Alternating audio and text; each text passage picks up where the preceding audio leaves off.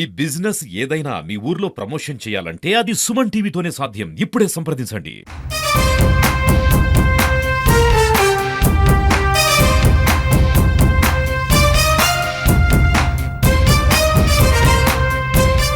ప్రస్తుతం మనతో పాటు ఉన్నారు ఎంపీ భరత్ గారు ఉన్నారు. సో పార్టీకి సంబంధించినటువంటి కార్యకర్త ఎలా ఉంటారో ఆ విధంగా పార్టీకి సంబంధించిన మెటీరియల్ తన చేత పెట్టుకొని మీటింగ్ అయిన వెంటనే బయటకు వస్తున్నటువంటి ఒక క్రమశిక్షణ కలిగిన కార్యకర్తల భరత్ గారిని చూడొచ్చు. ఎక్కడ గన్మ్యాన్స్ లేరు, అసిస్టెంట్స్ లేరు, పిఎల్ లేరు.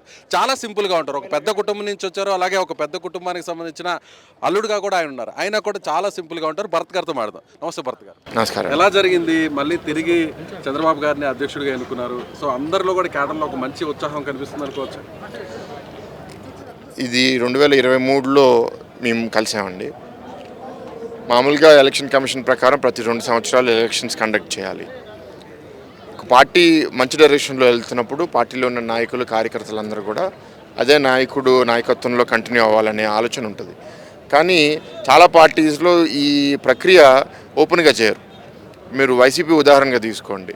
వాళ్ళు ఏం చేయాలన్నా పేపర్లో వాళ్ళు రాసి దాన్ని ప్రకటించేస్తారే తప్ప ఇట్లా బహిరంగంగా ఒక ఎలక్షన్ ప్రక్రియ, దాని కమిటీకి ఒక చైర్మన్ను, దాన్ని తీర్మానం వచ్చి ఇక్కడ బహిరంగంగా చెప్పడం, దాని తర్వాత నాయకుడు ప్రమాణ స్వీకారం చేయడం అనేది it is very good practice for democracy. So మా అందరికీ చాలా ఆనందంగా ఉంది. మళ్ళీ జాతీయ అధ్యక్షుడిగా నారా చంద్రబాబు నాయుడు గారు మళ్ళీ వాళ్ళ ప్రమాణ స్వీకారం చేయడము అండ్ ఆయన నాయకత్వంలో రాష్ట్రంలో ఆయనకున్న ఉద్దేశాలు ఏంటి, ఇప్పుడు దాకా అమలు చేసిన ఏంటని చెప్పడం జరిగింది. మేము కూడా నాకు అవకాశం వచ్చింది పర్యాటకం గురించి మాట్లాడడానికి. సో దాని మీద కూడా నా ఆలోచనలు కొన్ని షేర్ చేశాను. I'm very happy. చాలా బాగా జరిగింది. సో మీ మామగారు బాలకృష్ణ గారు 2 రోజుల నుంచి కూడా అందరూ వస్తారని ఎదురు చూశారు. రాకపోవడానికి ప్రత్యేకమైన కారణాలు ఏమైనా ఉన్నాయి? అంటే నాకు తెలిసి ఆయన సినిమా షూటింగ్ మధ్యలో ఉన్నారండి. ఆయన ఎప్పుడు మీకు మీడియా మిత్రులకు కూడా తెలుసు, ఆయన ఎప్పుడు నిర్మాతల వైపు ఉండే మనిషి. ఒక నిర్మాత ఒక షెడ్యూల్ వేస్తే దానికి చాలామంది యాక్టర్లు టైం తీసుకుని అక్కడ సెటిల్ రెడీ చేసి వాళ్ళు ఫైనాన్స్గా చాలా కమిట్ అవుతారు. మధ్యలో నేను 2-3 రోజులు వెళ్ళిపోతానంటే మిగతా యాక్టర్లందరి టైం కూడా వేస్ట్ అవుతుంది, వాళ్ళ డబ్బులు కూడా వేస్ట్ అవుతుంది. కాబట్టి దానికి ఆయన చాలా ఇస్తారు. మానాడికి ఉండుంటే ఆబ్వియస్లీ మేము అందరం హ్యాపీగా ఉంటున్నాము, కానీ దాంట్లో బిజీగా ఉన్నారని నేను అనుకుంటున్నాను. సో మహానాడులో బాలకృష్ణ అభిమానులు కావచ్చు, ఎన్టీఆర్ అభిమానులు కావచ్చు, ఎంటైర్ నందమూరి ఫ్యామిలీకి సంబంధించిన అభిమానులు కూడా బాలకృష్ణ గారు రాకపోవడం కాస్త మిస్ అయింది అనుకోవచ్చా? బాలకృష్ణ గారి స్పీచెస్ అంటే ఇప్పుడు మీరు 23 చూసుకోండి, 25 తీసుకోండి. నేను ఎప్పుడు ఏం భావిస్తాను అంటే నా నేచర్ కూడా కష్టకాలంలో ఉండాల్సిన బాధ్యత మాది. ఒక్కసారి గెలిచిపోయి మనము ఆ కష్టంలో లేనప్పుడు చాలామంది ఇంకా ముందుకు వస్తారు. మీరు ఇప్పుడు మానాడికి వచ్చిన డొనేషన్స్ కూడా మీరు చూసుకోండి.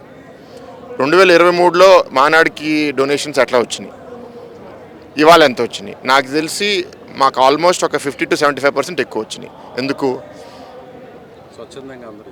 స్వచ్ఛందం గురించి కాదు, పవర్లో ఉన్నప్పుడు ఎప్పుడు మన దగ్గరికి వచ్చే వాళ్ళు ఎక్కువ మంది ఉంటారు. సో నా నేచర్ ఏంటి, అవసరం ఉన్నప్పుడు నేను ముందుంటాను. మన మంచి కాలంలో చాలామంది ముందుంటారు, కానీ నేను వెనకాల ఉంటాను. నాకు చాలామంది చెప్పేది ఏంటంటే, ఫోటో తీసేటప్పుడు నువ్వు ముందెందుకు నుంచో, ఫోటోలో ఎందుకు కనపడవు. నేను కూడా ఎవరు ఫోన్ చేసి నువ్వు మానాడికి వెళ్ళలేదా అంటే, ఇక్కడే ఉన్నాను అంటే, మరి ఫోటోల్లో రాలేదేంటి? So this is our society, this is where we are. So అందరికీ అది అర్థమవుతుంది.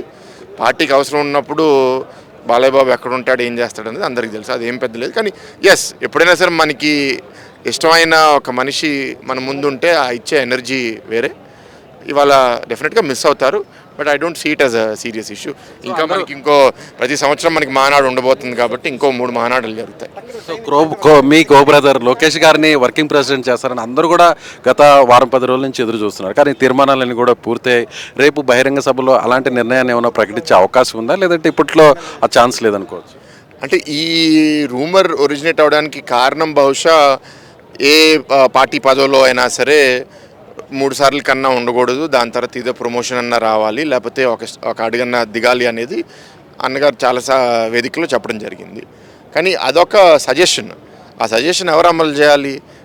జాతీయ అధ్యక్షులు ఏం ఆలోచిస్తారు? నేను ఇప్పుడు ఒక చిన్న సంస్థను అడుగుతున్నాను, నా ప్రకారం ఒక రోల్లో ఒకరు బాగా చేస్తున్నారు అంటే వాళ్ళకి ప్రమోషన్ ఇవ్వాలి. ప్రమోషన్ ఇచ్చే అవకాశం లేకపోతే ఆ రోల్లో ఉంచాలి. So there are many factors. ఏ కారణం వల్ల ఏం నిర్ణయం అవుతుంది అనేది అంతర్గతంగా డిస్కస్ చేసుకున్న వాళ్ళకి తెలుస్తుంది. ఇవాళ ఆల్రెడీ జాతీయ జనరల్ సెక్రటరీగా లోకేష్ గారు ఉన్నారు. బాధ్యతలు చాలా బాగా చేస్తున్నారు. ఆయన తీసుకొచ్చిన తీర్మానాలు కూడా నిన్న అన్నీ పాస్ అయినాయి. సో ఆయన నాయకత్వంలో ఇవాళ చాలా పనులు చేయాలి, చేసుకుంటూ పోతాం.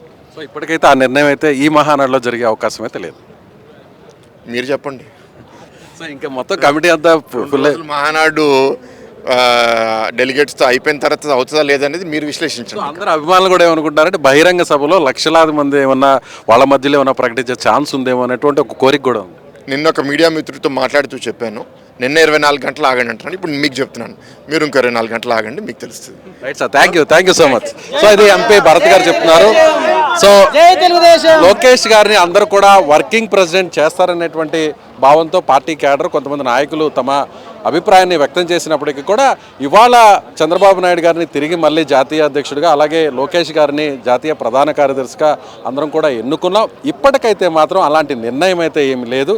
సో పార్టీలో అలాంటి నిర్ణయం అయితే మళ్ళీ కూడా చర్చించి అధ్యక్షుల వారు చంద్రబాబు గారు నిర్ణయం తీసుకుంటారని విశాఖపట్నం ఎంపీ భరత్ గారు చెప్తున్నారు. సో లోకేష్ గారు అయితే మాత్రం ఈ మహానాడులో ఈ ఏడాదిలో మాత్రం పార్టీకి సంబంధించిన వర్కింగ్ ప్రెసిడెంట్గా లేరనేటువంటి విషయాన్ని పరోక్షంగా క్లారిటీ ఇచ్చారు భరత్ గారు.